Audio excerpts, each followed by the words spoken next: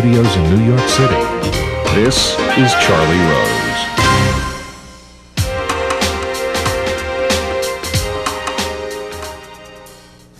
Dave Matthews was born in South Africa 32 years ago and moved to Charlottesville, Virginia in the mid-1980s. In 1991, he formed the Dave Matthews Band. After playing fraternity houses and small bars, they slowly built a following that today has exploded into sold-out stadiums across the country. They have sold close to 20 million copies of such albums as Under the Table and Dreaming, Crash, and their latest, Before These Crowded Streets. Dave Matthews!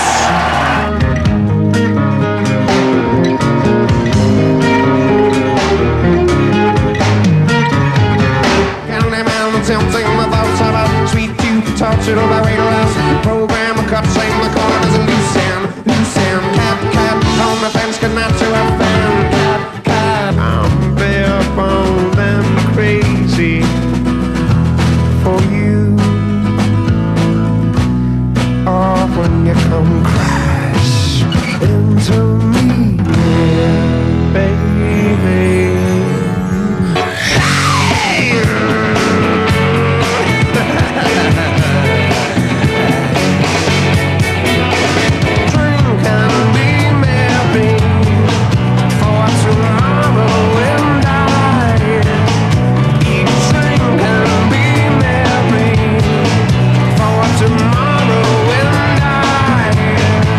Cause a tripping midday, yeah, it's crazy. I'm thinking, just knowing that the world is round, and here I'm dancing on the ground. Am I right side up or upside down? And is this real? I'm pleased to have Dave Matthews here for a conversation and later a performance. Welcome to the table. Thank you very much for having me. And who was the guy in green? I didn't recognize him. No, I haven't seen it before, yeah. There were a lot of shots of you performing in stadium, which is, in time, a very short time, essentially this decade, but in terms of an audience, a huge leap. Is it different for you? Yeah, I think it was a couple of years ago we first did stadiums, and it was true. It was really, I think just the idea of it was just so intimidating, and the concern for me was, although we were excited we'd sold some out, the concern almost immediately was being able to fill a place with music and make people feel as though they've gotten something from it, because it really is important for me to put on a show that people will leave thinking it was a great experience for them. So thinking about this size, and people are so far away, hoping that we could get to their hearts, but more recently, I think as we've relaxed in front of the audiences, we've managed more, and I think so it's grown. It's different, but I think as we've grown into it, it's become more like playing for a smaller audience, in that you're realizing that all you have to do is do what you did before, just knowing that more people are watching. And let the equipment and everything else take care of itself. Exactly. Yeah.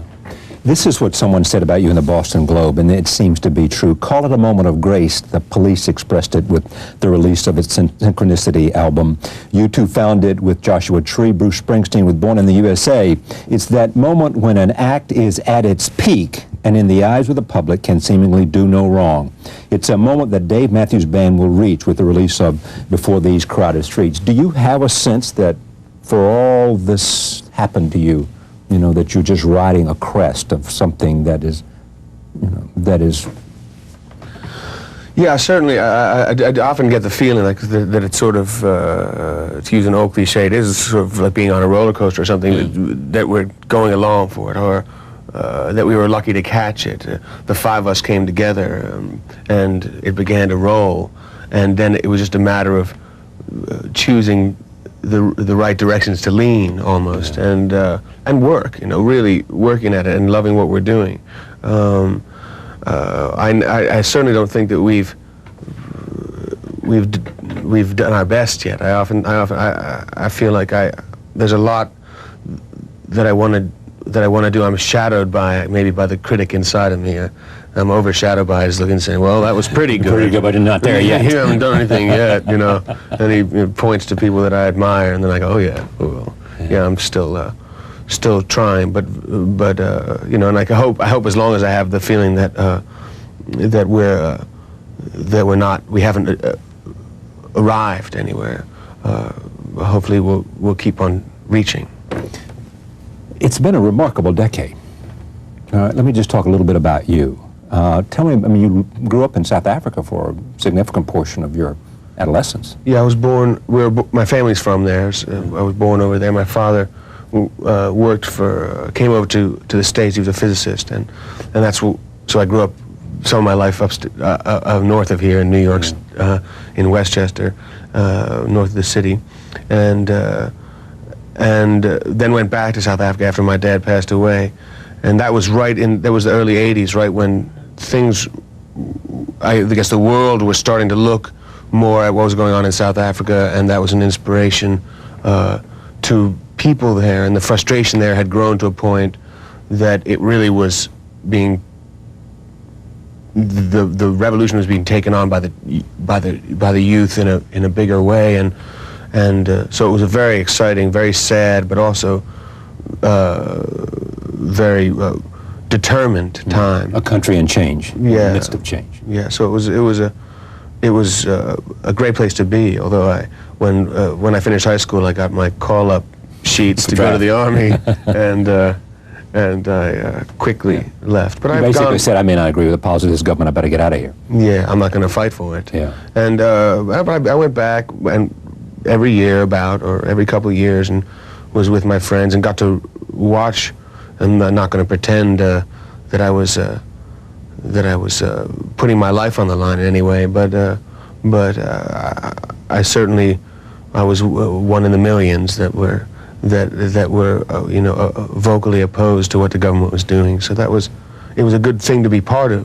It was a great thing to be part of, and to see that grow and then succeed eventually. Now that it's changed so dramatically, with Mandela becoming president, now Mbeki becoming president, do you go back? Oh, I go back as often as possible. I was back less than a year ago. I try now, and I can afford it, which is great. Got a good job. I try to go back steady income. Yeah, so I try to go back twice a year at least, and keep it. There's a great energy there right now that I often feel like it'd be great if America could get a little bit of that sort of excitement over an empty canvas. In a way. We're shaping a nation here. You know, exactly, and that although there's an economic strife, 40% unemployment, and there's violence, and there's still frustrations over there, and there's still a lot of pushing and pulling going on.